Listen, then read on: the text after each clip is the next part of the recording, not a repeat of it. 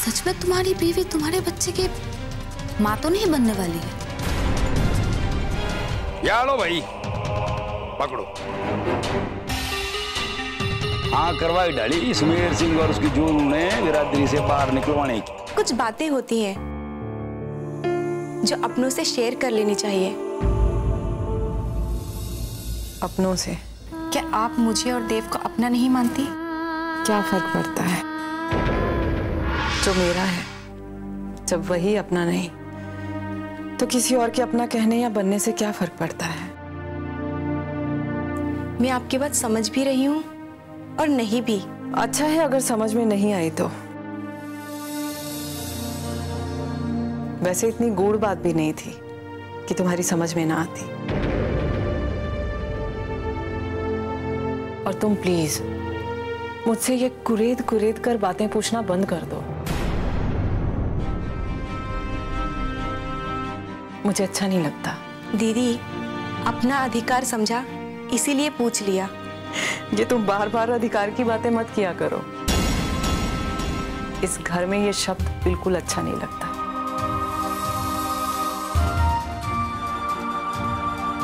क्यों नहीं अच्छा लगता? नंदिनी, जब एक बार कह दिया कि अच्छा नहीं लगता तो नहीं लगता। अब तुम मेरी हर बात को पकड़ क्यों लेती हो? मैं हर बात तुम्हें खोल खोल के नहीं बता सकती। ये मेरी बात नहीं है दीदी। अभी आपने ही कहा अधिकार शब्द अच्छा नहीं लगता।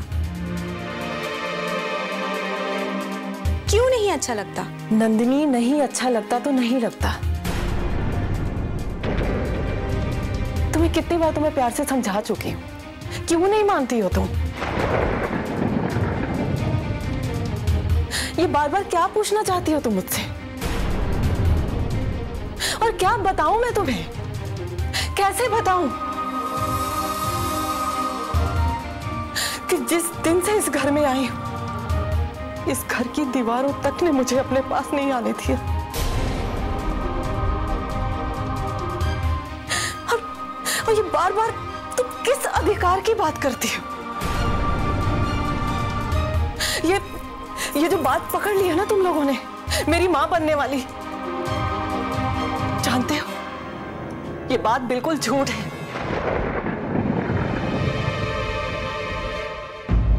फिर भी कितना सुकून मिलता है मुझे, कितना अच्छा लगता है जब हर कोई मुझसे पूछता है नीरू तुम मां बनने वाली हो, जबकि मैं जानती हूं कि मैं कभी मां नहीं बन सकती। काश मैं मां बन पाती। क्यों नहीं बन सकती दीदी? क्योंकि आज तक इन्होंने मुझे छुपाया नहीं है। तो कैसे बनूंगी मां? कैसे बनूंगी?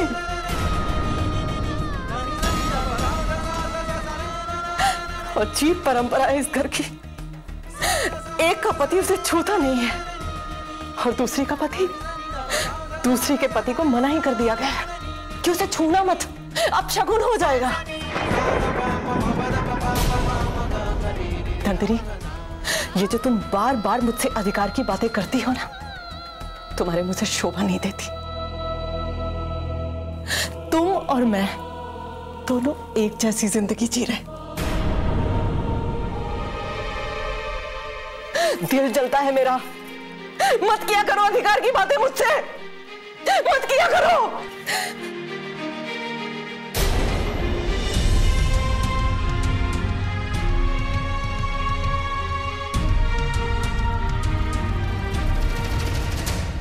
भाई ये सतीश कहाँ है? अब तक नहीं आया? आ जाएगा, थोड़ा लेट हो गया। नमस्कार। मिस्टर सतीश राम प्रकाश चौधरी यहीं रहते हैं क्या? जी हाँ, रहते तो यहीं है, लेकिन फिलहाल वो घर में नहीं है। आपका परिचय? जी, मेरा नाम एचपी भल्ला है, सेल्स टैक्स डिपार्टमेंट से हैं।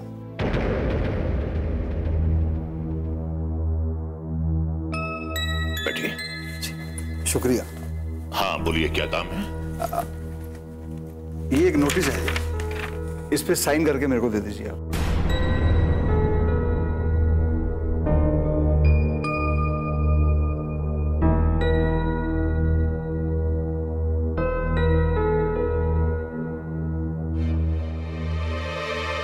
आपने जो टैक्स नहीं भरा, ये उसका फाइनल नोटिस है, पेनल्टी के साथ। ये कैसे हो सकता है? हम तो हमेशा वक्त पर टैक्स देते हैं। देखिए, आप भरते होंगे, लेकिन हमारे रिकॉर्ड्स में कहीं शो नहीं हो रहा।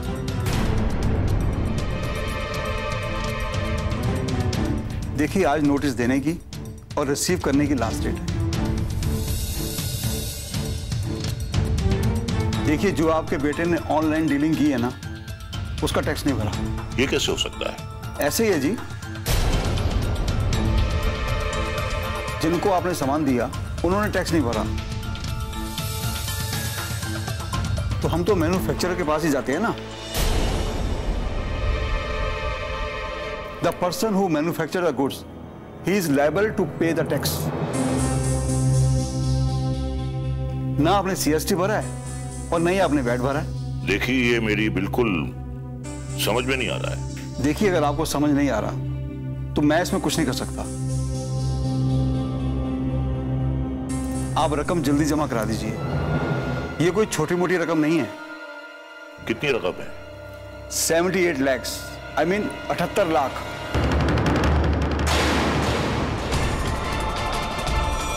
78 लाख जी।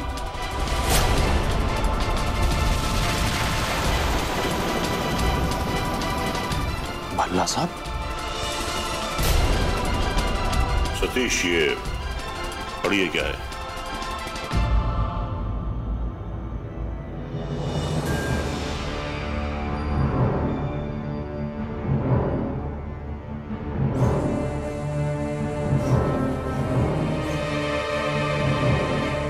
घर पर आने की क्या जरूरत थी भल्ला साहब?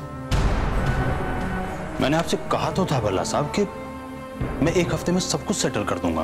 पर किया नहीं ना।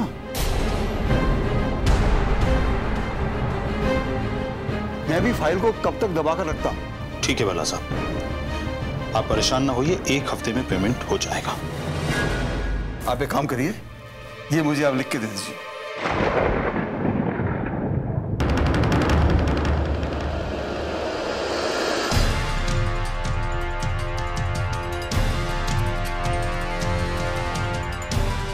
ये लीजिए। देखिए मिस्टर सतीश, एक हफ्ते में पेमेंट कर दीजिए, नहीं तो कोर्ट से नोटिस आएगा, आपकी फैक्ट्री और ऑफिस दोनों सील हो जाएंगे।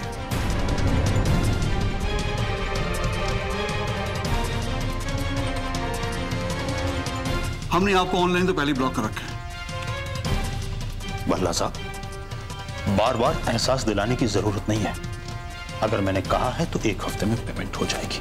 Okay fine, please. बेटे, ये क्या है? 78 लाख। इसका तुमने कभी जिक्र भी नहीं किया। क्या जिक्र करता बाबूजी, मैं आपको टेंशन देना नहीं चाहता था। दरअसल कंपनी में घाटा हुआ था, तो मैंने सोचा कि टैक्स बाद में भर लेंगे और पहले घाटे की भरपाई कर लूं, जो कभी भर नहीं पाया। मगर ये ऑफिसर तो ये कह रहा था कि रिटेलर्स ने टैक्स नहीं दिया। दरअसल बाबूजी, वो केस मैंने इस तरह से बताया था, लेकिन भरना तो हम ही को पड़ेगा। ये अच्छा नहीं हुआ। कम से कम मुझे बताना चाहिए था आपको। अब कैसे करेंगे इंतजाम? कुछ ना कुछ हो ही जाएगा बाबूजी। आप परेशान ना होइए, कुछ ना कुछ सोच लूंगा बाबूजी मैं। अरुण, एक काम करो, प्रिया के लिए जो जेवर बनाए थे ना, वो सतीश को दे दो। प्रिया के लिए जेवर और बन जाएंगे। लेकिन वो जेवर तो नंदी के चढ़ावे में दे दिए। मैं अपने जेवर दे देती हूँ। ठीक है, परिवार में जब भी कोई मुसीबत आती है तो रुपया पैसा हो ना हो, लेकिन हमारी औरतों के पास जेवर जरूर होता है।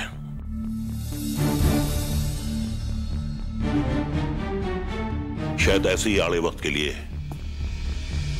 हमारे परिवार की औरतें जेवर रखती हैं। बाबूजी प्लीज, मुझे अच्छा नहीं लगेगा अगर मेरे लिए माँ के जेवर बिकें तो।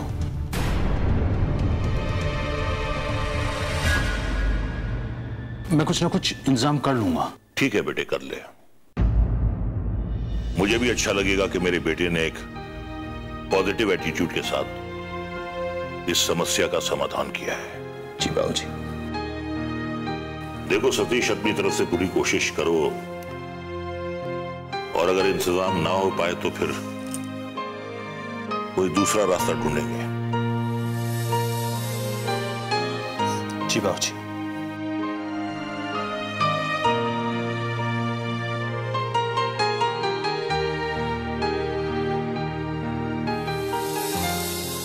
यकीन नहीं आता सतीश इतनी बड़ी गलती कैसे कर सकता है।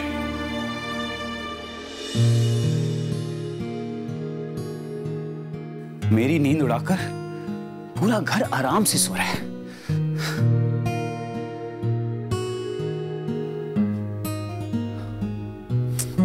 ये कुलगुरु मिल जाए ना, उसको तो मैं देखता हूं।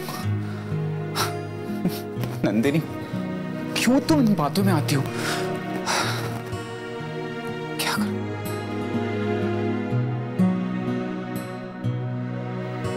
जाऊंगा कैसे?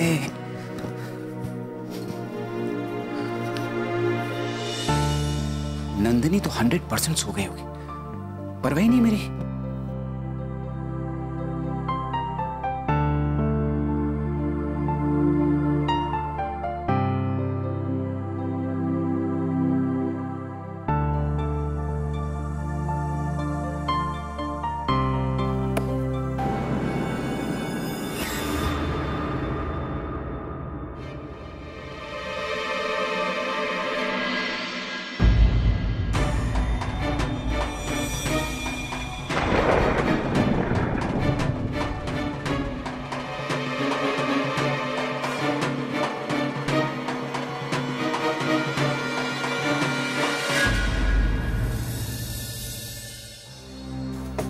भैया,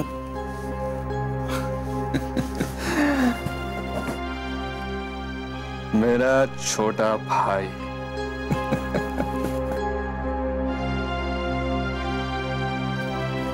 ये छोटे, कैसा है तू? मैं ठीक हूँ। चलिए। तू जाग रहा है अभी तक? कुछ काम था मुझसे या और घर वालों की तरह तू भी देखना चाहता था कि तेरा बड़ा भाई कितना शराबी हो गया है?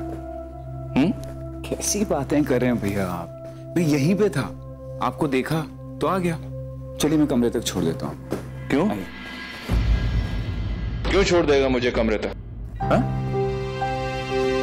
अरे जब मैं बाहर से यहां तक अपने आप आ सकता हूं तो अपने कमरे तक भी जा ही सकता हूं ना? हा? जा सकते हैं भैया, लेकिन देखिए ना, आपसे खड़ा तक नहीं हुआ जा रहा है ठीक से। लड़खड़ा रहे हैं आप, इसलिए कहा मैंने। छोटे, लड़खड़ा नहीं रहा हूं मैं तो लड़खड़ा चुका हूं। और अब मैं संभलना भी नहीं चाहता हूं ना। क्यों भैया, क्यों? क्यों? ये तूने सही पूछा। कौन है भाई? लाइए भैया, मैं ले लेता हूं।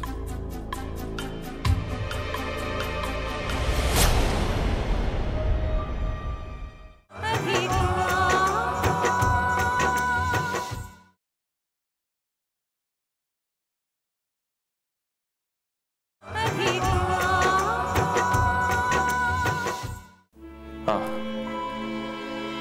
मैं तुझे समझाता हूं। बैठ।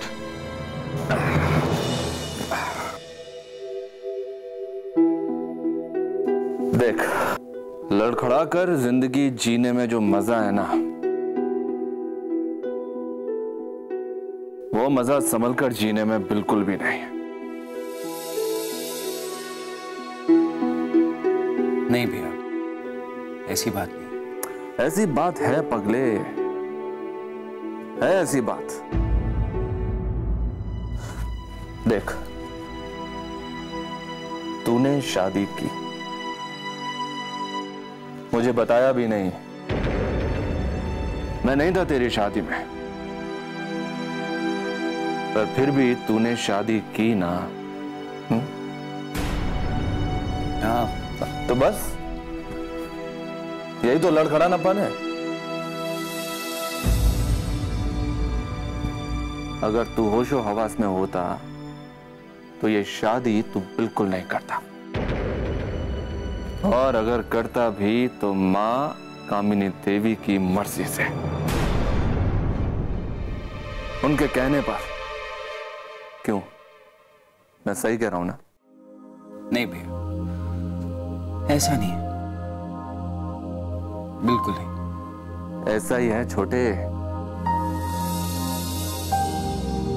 ये जो लड़खड़ानापन होता है ना,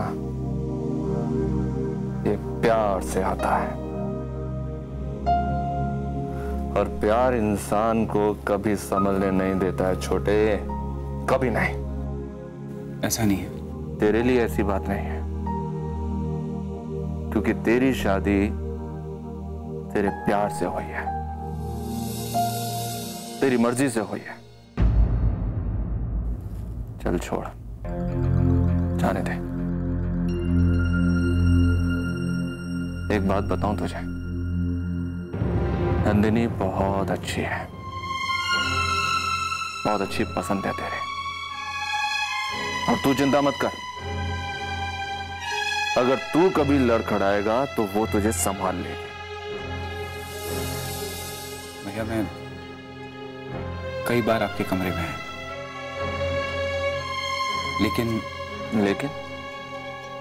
लेकिन क्या? हाँ, अब समझा। तेरा कमरा तेरे कमरे से बहुत दूर है ना, है ना? नहीं भैया, पूछिए आप भाभी से, कई बार आपके कमरे में आए। अगर आप, भाभी ने हमेशा कहा कि आए नहीं है भाई तुम्हारे। हाँ, भाभी मेरी बिना इजाजत के मेरी जिंदगी के दीवार पे चिपकाया हुआ एक पोस्टर है। भैया, ऐसी बात नहीं है, भाभी बहुत अच्छी हैं। होंगी अच्छे। अरे इसीलिए तो सब लोग उसे ब्याह कर लाए हैं। चलिए भैया, रात बहुत हो गई है, मैं आपको कमरे तक छोड़ देता हूँ।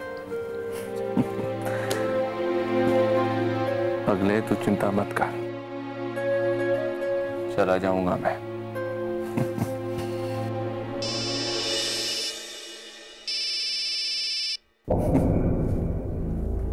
अब देखा तूने छोटे, लोग संभलने ही नहीं देते। आ गया फोन। कौन है भाई? लाई भैया, मैं ले लेता हूँ।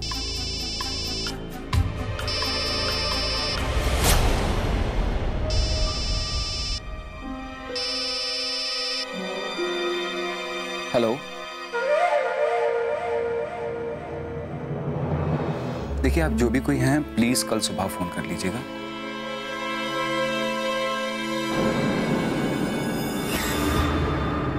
भैया चलिए, मैं आपको छोड़ देता हूँ। चलो भाई, सोने का टाइम हो गया। ला फोन दे। भैया, कुछ नहीं भैया।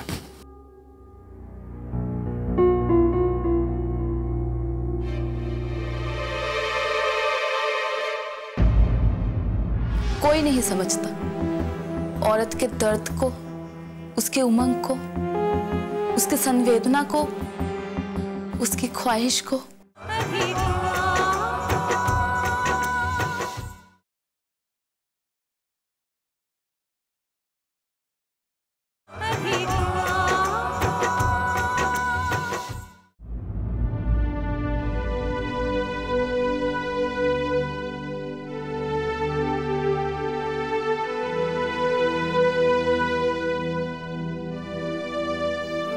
देव, मेरे छोटे भाई, अपने इस बड़े भाई से मिलता रहा कर पगले। बहुत अच्छा है तो, बहुत अच्छा।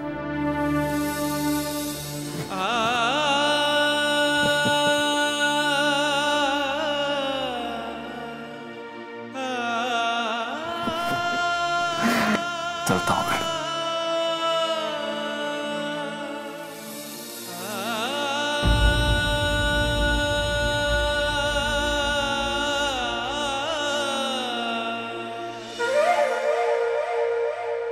ये किसने फोन उठाया? किसकी आवाज थी? ओह, तो ये था देव।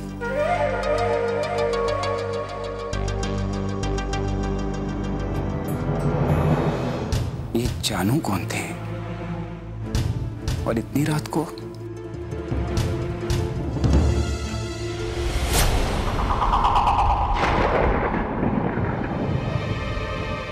मैं हूं कांता। कांता पूरा नाम नहीं पता, कभी जरूरत ही नहीं पड़ी। जब भी किसी ने देखा सबने अलग अलग नाम से पुकारा। किसी ने लता तो किसी ने पूजा, और इनके लिए जानू, कांता जानू। कितनी अजीब बात है ना। औरत के लिए प्यार तब तक प्यार नहीं बनता जब तक वो प्यार किसी के बिस्तर पर नहीं बिखरता। कोई नहीं समझता औरत के दर्द को, उसके उमंग को, उसके संवेदना को, उसकी ख्वाहिश को, उसके अकेलेपन को। कोई नहीं समझता। घंटों इंतजार करती है नम आंखें। बोलना भी चाहे तो बोल नहीं पाती, झुका दी जाती। आखिर औरत किस रिश्ते से बंधी होती? कहां से शुरू होती है उसकी जिंदगी? एक और कहानी फिर से ही।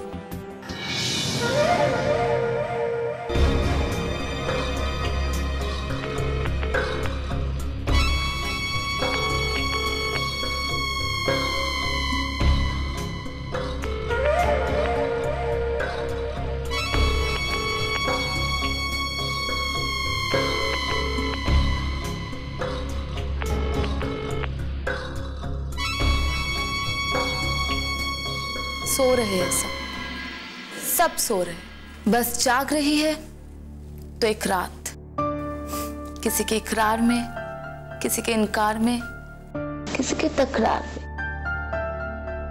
और किसी के प्यार में। जाग रही है तो बस एक रात। पता नहीं इन आंखों में नींद कब आएगी।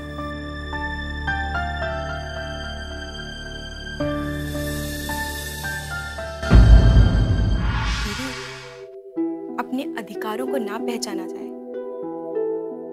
तो एक ना एक दिन अपना अस्तित्व ही मर जाता है। अस्तित्व होगा तो मरेगा ना। वही तो कह रही हूँ दीदी। Please do not surrender, fight for your rights. Nandini, अब मैं जाऊं या तुम्हें कोई और सवाल पूछना मुझसे? हाँ दीदी, ये जानू कौन है?